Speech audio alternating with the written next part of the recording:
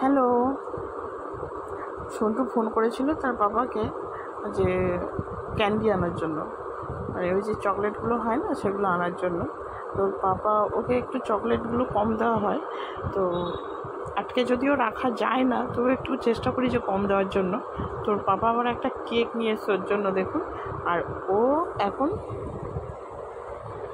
ঘুমাচ্ছে, বললাম না শরীরটা খুবই খারাপ, তো যার কারণে এখন ঘুমোচ্ছে। এখন আমি ডাকিনি, এখন ওই ধরুন 6:10 বাজে, এখনও ঘুমোচ্ছে। একটু পরে তুলবো আর দেখেই লাফাবে, কেকটা দেখেই লাফাবে।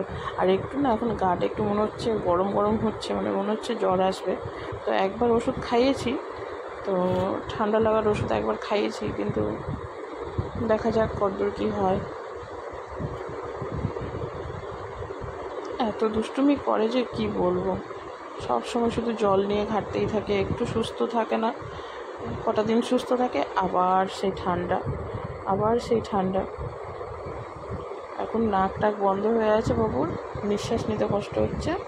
তো আমি তবুও ঘুম থেকে ওঠার পরে হচ্ছে যে একবার উঠেছিল আর আমি একটু শুয়েছিলাম, দিয়ে ভিডিওগুলো আপলোড করছিলাম, ভিডিওগুলো এডিট করছিলাম। তো সেগুলো করতে করতে একবার ওকে উঠে জিজ্ঞাসা করলাম যে বাবা তুমি ফিট? বলছে হ্যাঁ আমি একদম ফিট।